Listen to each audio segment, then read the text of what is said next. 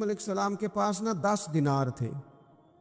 ویسے تو کائنات ہی میرے نبی کی مٹھی میں ہے، لیکن ظاہری طور پر 10 دینار تھے. حضور ایک دکان پہ گئے، 4 دینار کا حضور نے ایک جوڑا خریدا، کپڑے خریدے. وہ قمیض حضور نے پہنی تو ایک انصاری آگے بڑھ کے عرض کرنے لگے، حضور میرا بڑا دل کر رہا ہے، یہ مجھے نہیں دے دیتے آپ؟ تو حضور خوش ہو گئے. یہ میرے محبوب کا دروازہ ہے کہ جب کوئی مانگتا ہے تو حضور خوش ہو جاتے ہیں.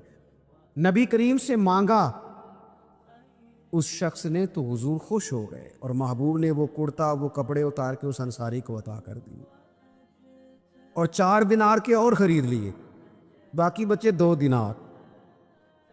نبی کریم وہ لے کے نکلے، رخصت ہوئے گھر جانے کے لیے، تو رستے میں خاتون کو روتے ہوئے دیکھا. حضور رک گئے، فرمایا کیوں رو رہی ہو؟ عرض کرنے لگی، یا رسول اللہ صلی اللہ تعالیٰ علیہ وسلم، میں فلاں آدمی کی کنیز ہوں، نوکرانی ہوں، اس نے آٹا لینے بھیجا تھا 2 دینار کا، وہ 2 دینار گم ہو گئے. حضور نے 2 دینار اسے عطا کر دی. وہ دیے تو پھر رو رہی تھی. فرمایا اب کیوں روتی ہو؟ کہنے لگی، یا رسول اللہ ڈرتی ہوں دیر بڑی ہو گئی، مار ہی نہ پڑے. تو حضور نے فرمایا چل نہ، میں تیرے ساتھ چلتا ہوں. حضور ان کے گھر گئے، وہ اہل ایمان کا گھر تھا جن کی وہ کنیز تھی. جا کے کہا السلام علیکم، اندر سے جواب ہی نہیں آیا. پھر فرمایا السلام علیکم، کوئی جواب ہی نہیں آیا. محبوب کا طریقہ مبارکہ تھا 3 دفعہ دستک، پھر واپسی. تیسری دفعہ کہا السلام علیکم تو وہ سارے بول پڑے وعلیکم السلام یا رسول اللہ. حضور ماں باپ قربان. تو حضور فرمانے لگے، میں نے پہلے بھی 2 دفعہ سلام لیا، بولا کوئی نہیں. کہا یا رسول اللہ اپنے نصیب تھے نا کہ ہم پہ سلامتیاں بھیج کون رہا، ہم نے سوچا ذرا 3 دفعہ مل جائے سلامتی، ذرا مل جائے نا. حضور سلامتی بھیج رہے تو آتی رہے نا. تو محبوب کریم علیہ الصلوۃ والسلام فرمانے لگے، یہ تمہاری کنیز وہاں کھڑی رو رہی تھی، اس بیچاری کے 2 دینار گم ہو گئے تھے، اسے دوبارہ سامان لاتے کچھ دیر ہو گئی، اس پر سختی نہ کرنا، مارنا نہ. غلام کہنے لگے، حضور اس خاتون کے قربان جائیں جو ہمارے کریم رسول کو ہم جیسے غریبوں کے گھر تک لے آئی ہے، مارنا کیا، ہم اسے آزاد کرتے ہیں، یہ آزاد ہے اللہ کی رضا کے لیے. یہ دیکھو یہ میرے نبی پاک کا انداز ہے. حضور نکلے تو جناب عبداللہ ابن عمر فرماتے ہیں رسول کریم فرمانے لگے، شکر ہے اللہ تعالیٰ کا، 10 دینار تھے، ایک انصاری نے بھی قمیض پہن لی، میں نے بھی قمیض پہن لی، اور رب نے کنیز کو آزاد بھی فرما دیا. یہ انداز ہمیں نبی کریم نے دیا ہے. اللہ تبارک و تعالیٰ نے نبی پاک علیہ الصلوۃ والسلام کو اس دور میں مبعوث فرمایا جب چاروں طرف آزمائش تھی، گھٹن تھی، پریشانی تھی، تکلیف تھی، لوگ بہت سخت آزمائش کا شکار تھے. تو ظاہر ہے بڑی جلدی تو انہوں نے ٹھیک ہونا نہیں تھا، بڑی جلدی تو ساری چیزیں بدل نہیں جایا کرتی. تو اللہ تعالیٰ نے نا پھر اپنے نبی کو بڑی عظیم شان عطا فرمائی. اور ایک مقام پہ قرآن مجید نے ارشاد فرمایا کہ فَبِمَا رَحْمَةٍ مِّنَ اللَّهِ لِنْتَ لَهُمْ. اے محبوب، اللہ کا کیسا فضل ہوا، رب کی کیسی مہربانی ہوئی کہ آپ اپنے غلاموں کے لیے نرم دل ہو گئے.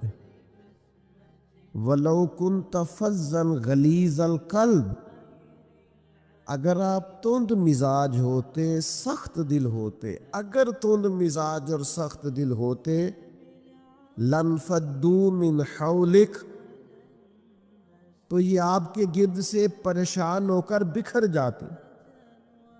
آپ کے مزاج کے اندر، آپ کی طبیعت کے اندر جو اللہ نے نرمی رکھی ہے، آپ کے دل کے اندر جو دوسروں کے لیے درد رکھا ہے، آپ کی طبیعت کے اندر جو دوسروں کے لیے احساس رکھا ہے. عزیز بھائیو، آپ کو پتہ ہے کہ کسی کا احساس صرف یہ نہیں ہوتا کہ اس کو پیسوں کی ضرورت ہے تو پیسے دے دیے جائے. کسی کا احساس صرف یہی نہیں ہوتا کہ اس شخص کو نوکری کی ضرورت ہے تو اسے نوکری دلا دی جائے، صرف یہی احساس نہیں ہوتا کہ وہ شخص پریشان ہے تو اس کا دکھ سن لیا جائے۔ یاد رکھیے گا، گمراہ کو رستہ دکھانا بھی بہت بڑی نیکی ہے۔ جس کا ذہن وسوسوں کا شکار ہو اسے یقین کامل کی طرف لانا، یہ بھی بہت بڑی نیکی ہے۔ جب انسان بد خلق ہو جائے، وہ ماں سے بھی سختی سے بات کرے، باپ سے بھی تلخی سے بات کرے، وہ اپنے بال بچوں پر بھی سختی کرے، اس کے لب و لہجے اس طرح کے ہو جائے کہ سب اس سے پریشان ہو، تو اس شخص کو مروت والا بنا دینا، اخلاق والا بنا دینا، اسے اعلیٰ اسلوب والا بنا دینا، یہ بھی اس کے ساتھ بہت بڑا پیار ہے۔ میرے نبی کریم کا کمال پتہ کیا ہے؟ رسول پاک علیہ السلام نے اس طرح کا رنگ دکھایا ہے کہ جو گمراہ تھے نا، وہ دوسروں کو ہدایت کی طرف متوجہ کرنے والے بن گئے، خود نہ تھے جو راہ پر اوروں کے ہادی ہو گئے، جن کی وجہ سے ان کے گھر والے تکلیف کا شکار تھے، آزمائش کا شکار تھے، ان سب کو نبی پاک علیہ السلام نے اپنے اہل خانہ کے ساتھ محبت کرنے والا بنا دیا، اور اس طرح کے انداز حضور نے بتائے، اس طرح کے طور طریقے سکھائے، اس طرح کا نبی پاک علیہ السلام نے لوگوں کو سمجھا دیا، سکھا دیا۔ یعنی ایک شخص نے آ کے عرض کیا، یا رسول اللہ میں جہاد پہ جانا چاہتا ہوں، تو حضور علیہ السلام نے اس سے فرمایا، تیرے ماں باپ حیات ہیں؟ یا رسول اللہ ہے۔ فرمایا تو گھر جا کے ان کی خدمت کر، گھر بیٹھے بیٹھے ہی اللہ تجھے جہاد کا ثواب عطا فرمائے۔ تو میں آپ کی خدمت میں عرض کر رہا تھا کہ نبی پاک صلی اللہ تعالی علیہ وسلم نے لوگوں کے رخ ہدایت کی طرف پھیرے، اور یہ حضور کے سینے کا بہت بڑا درد تھا کہ لوگ اللہ والے ہو جائیں، وہ گمراہی سے بچ جائیں، وہ دوزخ سے بچ جائیں، ان کے جو بکھرے ہوئے ذہن ہیں اور جو وسوسے ہیں وہ سارے دور ہو جائیں، ان کی ذہنی تربیت ہو جائے، ان کے لب و لہجے میں حسن آ جائے، کوئی اخلاق سے دور ہے تو اخلاق والا بن جائے۔ وہ ساری چیزیں جو کسی شخص کے لیے آزمائش کا باعث بن سکتی ہیں، حضور فرماتے ہیں کہ میری اور تمہاری مثال اس شخص کی طرح ہے جس نے آگ جلائی تھی، اور پتنگے اس میں آ کے گرتے تھے، اور وہ نہ لوگوں کو بار بار بچاتا تھا کہ قریب نہ جاؤ جل جاؤ گے، قریب نہ جاؤ جل جاؤ گے۔ حضور فرماتے ہیں تم بھی دوزخ کی طرف جاتے ہو، اور میں تمہیں بار بار بچاتا ہوں، قریب نہ جانا جل جاؤ گے، یہ کام نہ کرنا جل جاؤ گے، یہ کام نہ کرنا جل جاؤ، بار بار میں تمہیں بچاتا ہوں، سمجھاتا ہوں۔ تو میرے عزیز نبی پاک صلی اللہ تعالی علیہ وآلہ وسلم لوگوں کی تربیت فرماتے، لوگوں کو ایک دوسرے سے جوڑتے، آزمائشوں سے انہیں نکالتے۔ آپ کبھی غور فرمائیں تو حضور علیہ السلام کئی مقام پہ اس بات کو دہراتے ہیں، ارشاد فرماتے ہیں میں رشتے توڑنے کے لیے نہیں، میں رشتے جوڑنے کے لیے آیا ہوں۔ محبوب نے لوگوں کو جوڑا ہے، ان کی تربیت فرمائی، فکری، نظریاتی، علمی اور اعتقادی تربیت نبی کریم صلی اللہ تعالی علیہ وسلم نے لوگوں کی فرمائی۔ حافظ منذری نے حدیث لکھی ہے الترغیب و ترہیب میں، ایک مقام پہ نبی کریم علیہ السلام تشریف فرما تھے تو نبی پاک علیہ السلام نے بہت بڑی بات ارشاد فرمائی، بہت بڑی۔ حضور علیہ الصلوۃ والسلام نے فرمایا کہ ہماری اس محفل میں اگر کوئی رشتوں کو توڑنے والا موجود ہے تو اٹھ کے چلا جائے۔ صحابہ کے مجمع میں سرکار نے بیان فرمایا۔ میں دوستوں سے آج کہہ رہا تھا کہ ہم خوش ہوتے ہیں نا حضور کے میلاد پر، ہمارے کلیجے ٹھرے ہوئے ہوتے ہیں نا، آنکھیں ٹھنڈی ہوتی ہیں نا، تو ایک جرت نہ کریں کہ جس سے ہم ناراض ہیں اسے فون نہ کریں کہ یار حضور کا میلاد آ گیا، آجو صلح کر لیں۔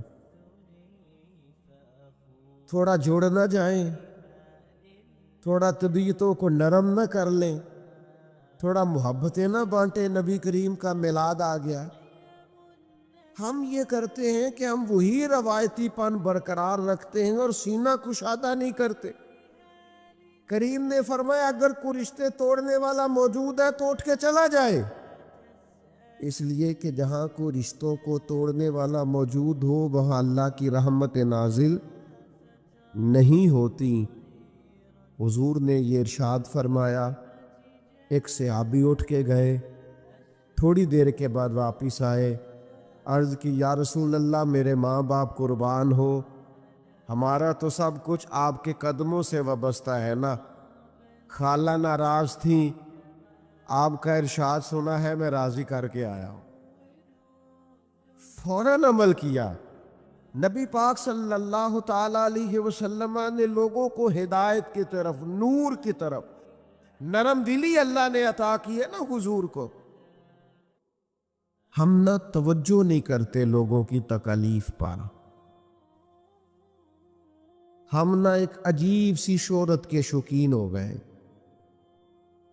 عجیب سی تعریفوں کے شوقین ہو گئے، عجیب ہمارا میں نے بچے سے منع کر دیا، میں نے کہا میرا اعلان بھی نہ کرنا، مطلب 2-4 دفعہ اپنا نام سن کے، القاب سن کے، قبلہ ہیں، علامہ ہیں، پیر ہیں، کتنی کو نفس کو تسلی دے لینی۔ چیزوں سے نکل آئے، اب حقیقتوں کی طرف آئیں، سادگی کا وہ حسن اختیار کریں جس میں برکات ہوتی، وہ چیزیں لے کے آئیں جس سے ٹھنڈک پیدا ہوتی۔ ہر چیز کو شو آؤٹ کرنا، ہر چیز کو بتانا، دکھانا، سجانا، سنوارنا، تھوڑا سا اس سے باہر نکلے، حقیقت کا سفر کرنے کی ضرورت ہے۔ یہ لوگ دیتے ہیں نا غریبوں کو بانٹتے ہیں، سیلاب آ گیا، آزمائش آ گئی، راشن، تو ایک آٹے کی گتھی بٹ رہی ہوتی ہے، ایک لینے والا ہوتا ہے اور 6 نے ہاتھ رکھے ہوئے ہوتے ہیں۔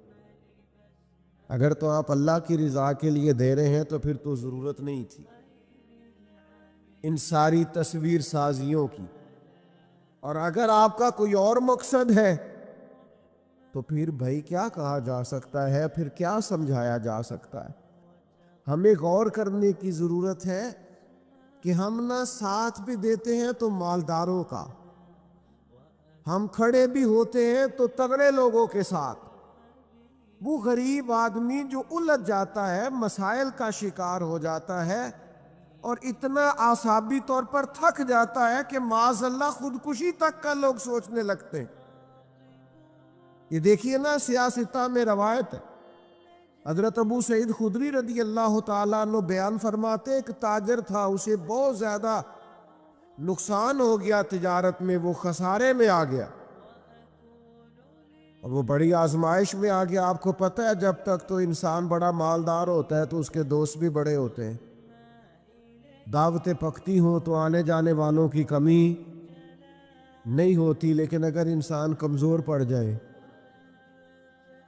نقصان ہو جائے، اگر اسے نقصان اور خسارے ہو جائے تو وہ تیری آنکھ ہو یا سنگ ملامت کی چبھن، کون پہنچا ہے میرے درد کی گہرائی تک، دور شہرت میں تو یاروں نے کیا یاد بہت، پر ساتھ آیا نہ کوئی کوچہ رسوائی تک، ساری عمر آٹا گد ہے، لکھاں کیتے نہیں پیڑے، اب وقت آیا ہی تے محمد بخشا کوئی بھی نہیں بیٹھا نیڑے۔ چھوڑ جاتے ہیں لوگ، اسے خسارہ ہو گیا، تکلیف ہو گئی، قرضے چڑھ گئے، آزمائش آ گئی۔ نبی کریم کی بارگاہ میں جب وہ آئے نا تو حضور نے کچھ لوگوں کی توجہ دلائی۔ کریم فرمانے لگے اپنے بھائی کی مدد کرو، اسے قرضوں سے نکالے۔ اللہ نے مہربانی کی ہے، نبی پاک کو نرم دلی عطا کی ہے۔ آؤ ہم بھی سب حضور کا یہ فرمان یاد رکھیں اور ایک دوسرے بھائی کا بازو تھامے اور لوگوں کو آزمائشوں سے نکالے۔ حضور نے فرمایا مدد کرو۔ تھوڑے تھوڑے پیسے سے آبا نے جمع کیے، لیکن وہ حالات بڑے سخت تھے، اتنے پیسے نہ ہو سکے کہ قرض ادا کیا جا سکے، قربان جائے۔ پھر نبی پاک نے اس شخص کو بلایا جس کے پیسے دینے تھے، فرمایا تھوڑے لے لے، اور بیچارہ پریشان ہو گیا ہے، باقی تو معاف کر دے۔ کون ساتھ کھڑا ہوتا ہے؟ بڑے اپنے کہلانے والے، بڑے قریبی کہلانے والے، بڑے دعوے کرنے والے ساتھ چھوڑ جاتے، لیکن نبی پاک کو اللہ نے جو نرم دلی عطا کی، جو سرور کائنات کے سینے میں اللہ نے اپنی مخلوق کے لیے نرمی رکھی ہے۔ ہمارے ہاں نا جب تو کسی سیاسی جماعت کے بڑے کام کو شخص کر رہا ہوتا ہے تو وہ کہتے ہیں ہمارا سرگرم کارکن ہے، اور وہی بندہ کسی پریشانی میں پھنس جائے تو کہتے ہیں وہ اس کا ذاتی مسئلہ ہے، ہمارا نہیں۔ کسی پیر کے آستانے پر ڈیوٹی دے رہا ہو، جھاڑو دے رہا ہو تو منظور نظر ہوتا ہے، لیکن اگر بیچارہ مقروض ہو جائے تو پھر پیر صاحب کہتے ہیں میں جدے کمج نہیں آؤں، میرا یہ شعبہ نہیں، میں یہ کام نہیں کرتا۔ پھر لوگ بڑی آسانی سے دامن بچا کے گزر جاتے۔ او بھائی تو کس طرح کا ہے جو صرف سکھوں کا ساتھی؟ تو نے دکھوں میں حوصلہ دینا بھی پسند نہیں کیا، جو میٹھے بول بھی تیرے زبان سے نہیں نکلے۔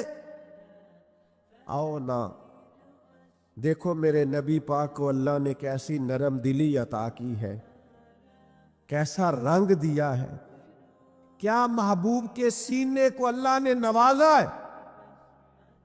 حضرت جابر ابن عبداللہ رضی اللہ تعالیٰ عنہ بیان فرماتے ہیں کہ میرے والد احد میں شہید ہو گئے تھے، اور قرضے کا بوجھ تھا اور بہنوں کا ساتھ تھا، تو میں نے کچھ لوگوں کا قرض دینا تھا،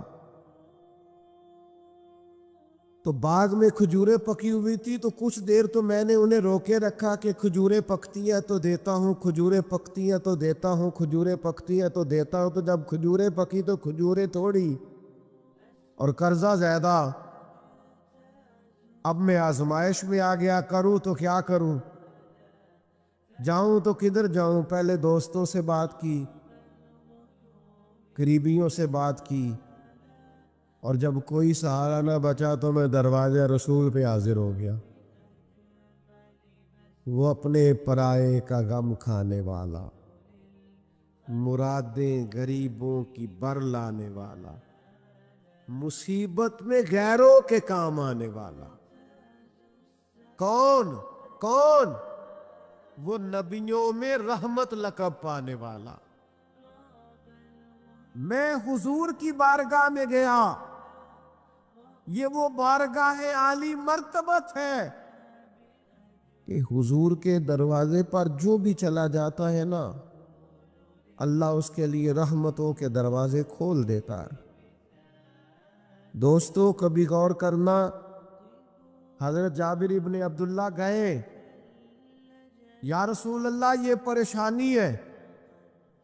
حضور نے پیغام بھیجا ان لوگوں کو جن کو قرض لینا تھا، فرمایا تھوڑے تھوڑے لے لو، بقیہ پھر مل جائیں گے۔ لیکن وہ یہودی تھے، انہوں نے بات نہ مانی۔ یہاں آپ کسی کونسلر کے پاس چلے جائیں نا تو وہ رکا بھی لکھ دے تو اس کی مہربانی، ورنہ تو وہ الیکشن سے پہلے قوم کے خادم ہوتے ہیں، الیکشن کے بعد تو جو خاص ووٹر سپورٹر ہوتے ہیں ان کا بھی فون کوئی نہیں اٹھاتا۔ وہ جڑے کہندے نا اساں جتایا ہے، اسی جتانا ہے، وہ میں کہ تو جدو جیتے گا ادو پتہ لگے گا کنے جتایا ہے، اس وقت سمجھ آئے گی، سب درست ہو جائے گا، ہر چیز نکھر کے سامنے آ جائے گی۔ تو حضرت جابر ابن عبداللہ کہتے ہیں میں گیا تو محبوب تو اشارہ بھی کر دے تو کرم ہو جائے، پیغام بھی بھیج دے تو کرم ہو جائے، لیکن یہ شان رحمت للعالمینی ہے کہ محبوب کریم نے فرمایا تو جا کے کھجوریں اتار کے اپنے کھیت میں ڈھیر لگا، اور میں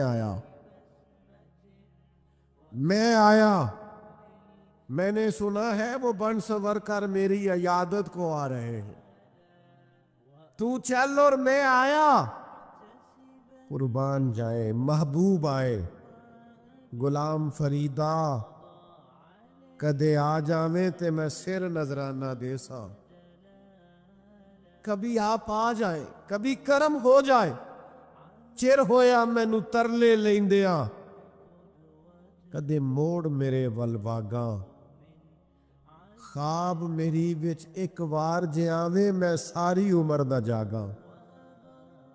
نبی پاک صلی اللہ علیہ وسلم نے فرمایا آپ چلیے اور میں آیا۔ حضرت جابر ابن عبداللہ فرماتے ہیں میں نے کھجوروں کا ڈھیر اپنے باغ میں کھیت میں لگا لیا تو کریم تشریف لائے، ایک چکر حضور نے میرے ڈھیر کا لگایا، پھر حضور نے فرمایا تولتا جا اور دیتا جا، تولتا جا اور اب تنگی داماں پہ نہ جا، اور بھی کچھ مانگ ہے آج وہ مائل باتا، اور بھی کچھ مانگ۔ اور بریلی کے امام کہتے ہیں واہ واہ کیا جود و کرم ہے، واہ کیا جود و کرم ہے شہ بطحا تیرا، نہیں سنتا ہی نہیں سنتا ہی نہیں مانگنے والا تیرا۔ اور یہ اس لیے ہے کہ میں تو مالک ہی کہوں گا کہ ہو مالک کے حبیب، یعنی محبوب و محب میں نہیں میرا تیرا۔ فرمایا چل تولتے جا اور دیتا جا۔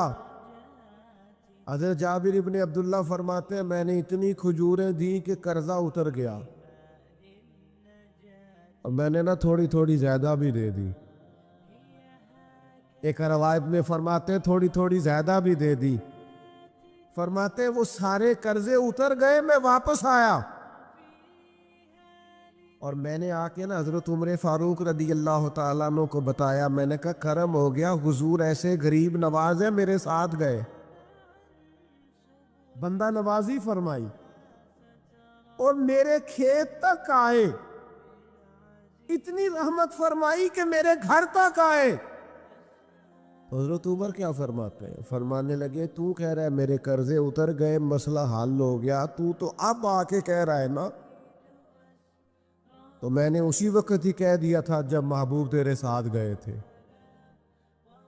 میں نے کہہ دیا تھا بس کریم چلے گئے ہیں کرم ہو جائے گا، محبوب نے فرما دیا ہے اب رحمت ہو جائے، محبوب کے لب ہل گئے ہیں، جو دن کو کہہ دیا دن ہے تو دن نکل آیا، جو شب کو کہہ دیا شب ہے تو رات ہو کے رہی، اور خدا نے ان کی زبان کو وہ اختیار دیا جو نکلی منہ سے ان کے وہ بات ہو کے رہی۔ حضور نے فرمایا جو شخص بیت المقدس میں نماز پڑھے ایک نماز نہیں 25,000 نمازوں کا ثواب دیا جائے گا، اور جو مسجد نبوی میں نماز پڑھے ایک نماز پر 50,000 نمازوں کا ثواب پائے، اور جو حرم مکہ میں نماز پڑھے ایک نماز پر 1,00,000 کا ثواب اللہ عطا فرمائے۔ اللہ تعالیٰ نے پھر یہ بھی کرم کیا کہ مسلمانوں کے دلوں میں مکے اور مدینے کی محبت کو پیدا فرمایا، چھوٹے چھوٹے بچے، عمر رسیدہ بزرگ، ضعیف العمر لوگ اللہ کے فضل اور اس کی توفیق سے بیمار بھی کمزور بھی ان کے دل کھنچے چلے جاتے ہیں بیت اللہ شریف کی طرف. ان کی روحانی طلب ہر وقت اس بات کا تقاضا کرتی ہے کہ وہاں کی حاضری نصیب ہو جائے. میں دوستوں سے یہ کہہ رہا تھا، ایک صاحب تھے، وہ امریکہ سے 14.5 گھنٹے کی فلائٹ کے ساتھ امریکہ سے مکہ مکرمہ اور مدینہ طیبہ آئے حاضری کے لیے. 80 سال سے زیادہ عمر تھی، بڑھاپا تھا، پاکستانی تھے، پنجابی تھے. احرام باندھنے کا سٹائل ٹھیک نہیں تھا. تو مجھے ایک صاحب نے کہا کہ انہوں مسئلہ دسو تہاڈا عمرہ نہیں ہویا. میں نے کہا یار ہو سکتا ہے ساری کتابیں بھی یہی کہتی ہوں جو آپ کہہ رہے ہیں، اور 80 سال کے بڑھاپے میں 14.5 گھنٹے مسلسل بیٹھ کر اتنی مشقت سہ کے جس کو کریم نے اپنے گھر بلایا ہے، مجھے مشکل لگتا ہے اسے کہہ دوں کہ تیرا عمرہ نہیں ہوا. میرے لیے ذرا مشکل ہے یہ مسئلہ بتانا. میں یہ بتا سکتا ہوں کہ یہ جو آپ نے احرام باندھا ہے اور یہ جو آپ نے کچھ کیا ہے معاملہ، اس میں یہ والی چیز درست نہیں ہے. پر میں یہ لفظ کہوں کہ تیرا عمر، میں کہوں میرے بس کی بات نہیں ہے. حضرت فضیل بن عیاض فرماتے ہیں وہ بلاتا ہی اسے ہے جس کا اس نے قبول فرمانا ہوتا. یہ اس کی شان کریمی نہیں ہے کہ کسی کو گھر بلا کے بھی کہے کہ جا میں تجھے خالی بھیجتا ہوں. وہ بلایا جی تو ذوق شوق درد اللہ نے دلوں میں پیدا کر دیا، طبیعتیں کھینچی چلی جاتی.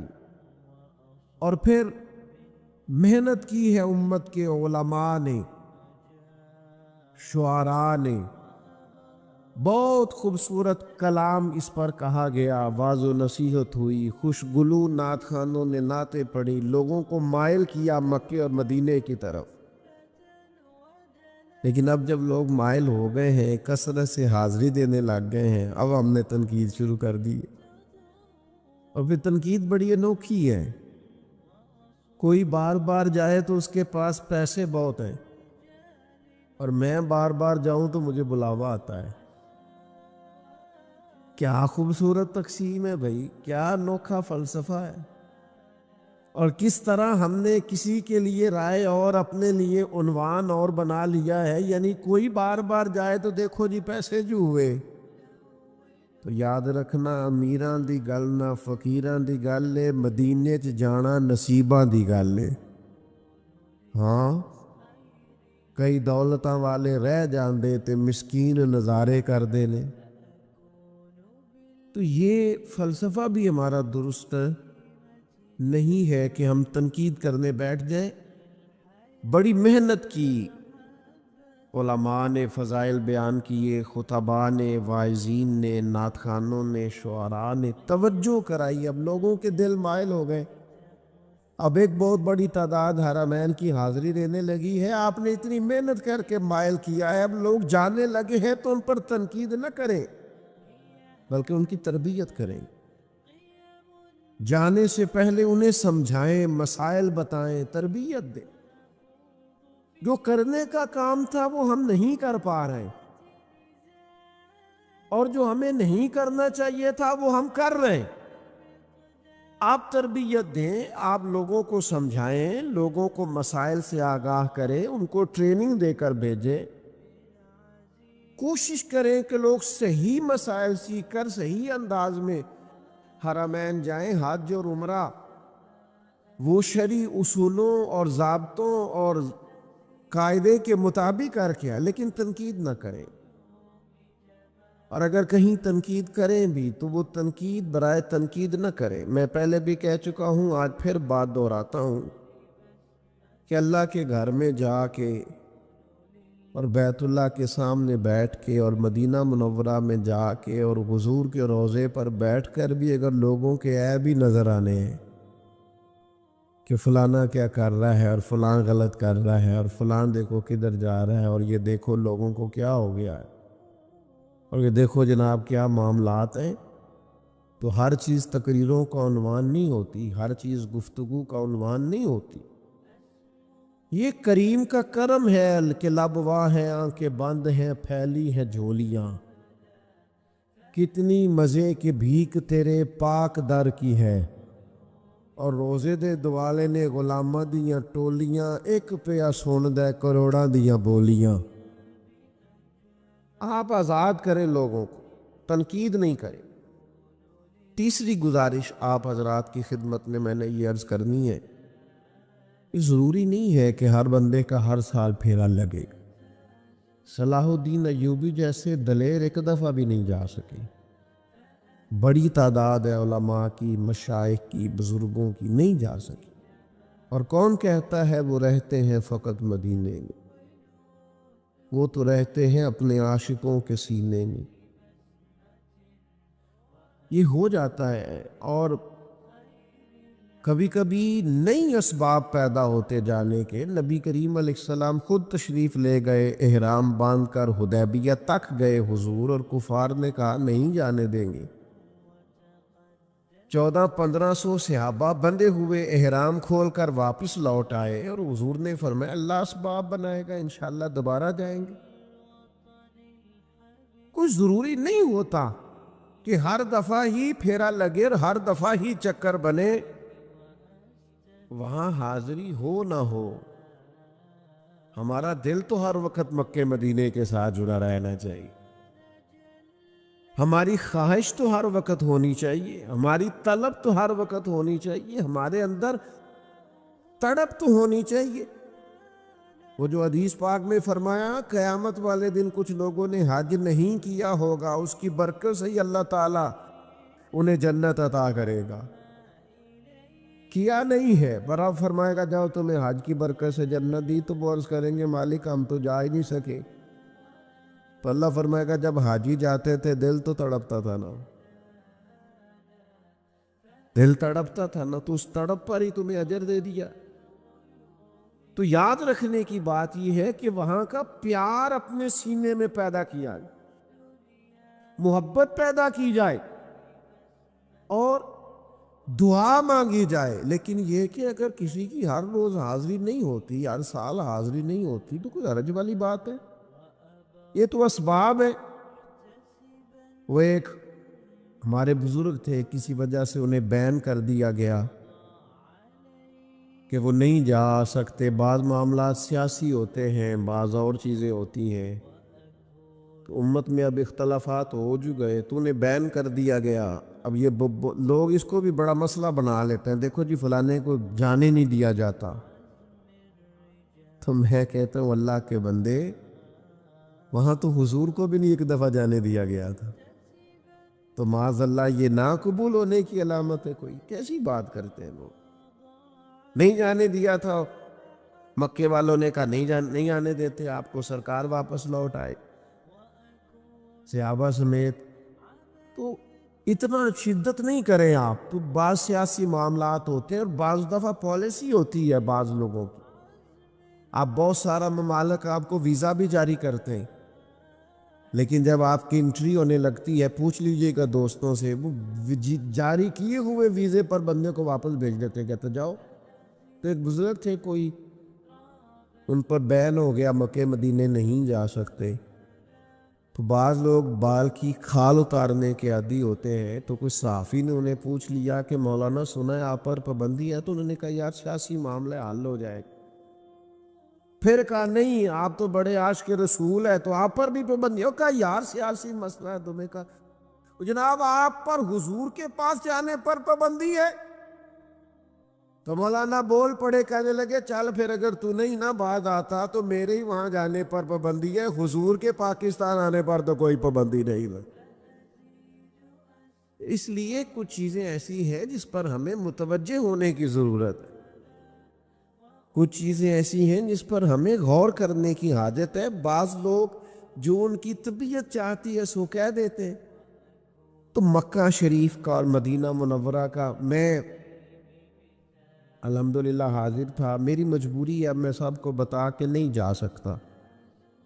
ایک تو جیسے جیسے پیار کرنے والے بڑھتے ہیں آزمائشیں بھی بڑھ جاتی ہیں. میرے لیے کچھ مشکل ہوتا ہے، پھر میں یہ کوئی اتفاقیہ بات ہے کہ کچھ 4 ویڈیوز میری لوگ دیکھ لیتے ہیں ادھر ادھر، تو جو بندہ کیمروں کے اندر آ جاتا ہے وہ پھر بعض اوقات عام دنیا میں مشکل ہو جاتا ہے اس کا گھومنا. ہمارے لیے بھی کچھ مشکلات زیادہ بڑھ گئی ہیں. تو ویسے بھی آپ کو پتہ ہے، اب اور کسی کو کچھ آتا ہو نہ آتا ہو، فوٹو کھینچنی تو سب کو آتی ہے نا، سٹیٹس لگانا تو سب کو آتا ہے نا، اور خیر سے آئی ڈی چلانی تو سب کو آتی ہے نا. اور اب تو لوگ اور کوئی کام کرے نہ کرے یہ ذرا تھوڑا پابندی سے کرتے ہیں. تو میری اپنی ایک طبیعت ہے، میں اپنے سٹائل سے حاضری دیتا ہوں، خاموشی سے چلا جاتا ہوں. جتنی توفیق ہوتی ہے حاضری ہو جاتی ہے، واپس آ جاتے ہیں. میں آپ کو اپنے بارے میں یہ بڑی ذمہ داری سے بتاتا ہوں. انسان کوشش بھی کرتا ہے، منصوبہ بھی بناتا ہے، پلاننگ بھی ہوتی ہے، جد و جہد بھی ہوتی ہے. لیکن مجھے پہلی دفعہ میں حاضری دینے جا رہا تھا تو مجھے میری اماں جی نے ایک بات کی تھی جو میری روح تک اتر گئی. میں کچھ پریشان تھا. میں نے ان سے کہا اماں جی تسی ایتھے ہو تے میں چلاں تے کوئی. تو کہنے لگے پتر کیویں دی گل کرنا ہے بھولا، ساری عمر تینوں پڑھ کے بھی سمجھ نہیں آئی. اتنے پریشان نہیں جائیدا، جنوں جنوں بلائے جدوں بلائے ادوں اسباب بھی پیدا ہو جاتے ہیں. تو بات میری بڑی سمجھ میں آئی. آج تک سوچتا ہوں، کئی حاضریاں ہو چکی ہیں، جب وہاں سے بلاوا آتا ہے تو پتہ ہی نہیں چلتا. کچھ کی ہم تیاری نہیں بھی کرا رہے ہوتے، ان کی بھی تیاری ہو جاتی. کچھ کا پروگرام نہیں ہوتا، ان کا بھی پروگرام جب بلایا سرکار نے تو اسباب پیدا ہو ہی جاتے. تو اس لیے یہ خالصتاً اللہ تبارک و تعالیٰ کی حکمت پر اور اس کی مرضی پر اس کا انحصار ہوتا ہے. اس کی مرضی پر اس کا انحصار ہوتا ہے. تو یاد رکھنے کا مقام یہ ہے کہ ہم ذوق پیدا کریں. ایک قبیلہ تھا مدینہ منورہ میں، بس وہ ایک سادے سے شاعر تھے. ان کی بات بڑی خوبصورت ہے. وہ کہتے ہیں صرف اتنی سمجھ آ جائے نا مکے مدینے جانے والوں کو کہ ہم بھلا کھڑے کہاں پہ ہیں، ویسے روب طاری ہو جائے. صرف پتہ چل جائے نا. اس نے کہا تھا زائر کوبے جنا آہستہ چل، بس یہ دیکھ تو آیا ہے کہاں. بس اور چھوڑ ساری بات، یہ دیکھ آیا. آپ یقین کریں یہ جو تبصرے ہوتے ہیں نا، ہوٹل یہاں ہونا چاہیے تو ہوٹل وہاں ہونا چاہیے تو کھانا یہ ہونا چاہیے تو کھانا، یہ کبھی سمجھ آ جائے نا آئے کہاں ہے. سمجھ آ جائے کہ دیکھ آیا ہے کہاں، آہستہ اسے سمجھ آ جائے نا. اللہ حضرت فرماتے ہیں کہ حرم کی زمین اور قدم رکھ کے چلنا. ارے سر کا موقع ہے او جانے والے. اگر خالی پتہ چل جائے کہ بندہ کھڑا کہاں ہے تو اسے تو 3 دن روٹی نہ بھی ملے نا تو پھر بھی اس کا مکے مدینے میں صحیح گزارا ہو. فٹ پاتھ پہ بھی سونا پڑے تو پھر بھی مکے مدینے میں گزارا ٹھیک ہو. او جی ہمارا ہوٹل بڑا دور ہے. تو میں نے کہا میں نے تو حدیث میں کچھ اور پڑھا ہے. نبی کریم صلی اللہ علیہ وسلم کی خدمت میں ایک قبیلے والوں نے عرض کیا تھا یا رسول اللہ صلی اللہ علیہ وسلم، ہمارے گھر مسجد نبوی شریف سے ذرا دور ہے، تو مدینہ مسجد نبوی کے قریب قریب کچھ گھر مل رہے ہیں، ہم سوچ رہے ہیں وہ چھوڑ کے یہاں نہ آ جائے، ذرا مسجد کی قربت مل جائے گی. تو حضور نے کیا فرمایا؟ کریم فرمانے لگے وہیں رکے رہو، جتنے قدم تم چل کے آؤ گے اتنا ہی اللہ زیادہ اجر عطا فرمائے گا. تو ٹھیک ہے جناب، آپ کو اللہ تعالیٰ نے وسعت دی ہے، آپ بالکل قریب حرم کے رہیں، بات اچھی ہے. لیکن یہ فلسفہ بھی تو سمجھے نا، جنہیں حضور نے فرمایا زیادہ چل کے آؤ گے اجر بھی زیادہ ملے گا تو ان لوگوں کا بھی تو آپ اندازہ دیکھیے نا، پھر حضور نے تاکید کیا فرمائی، نبی پاک علیہ السلام نے تعلیم کیا ارشاد فرمائی۔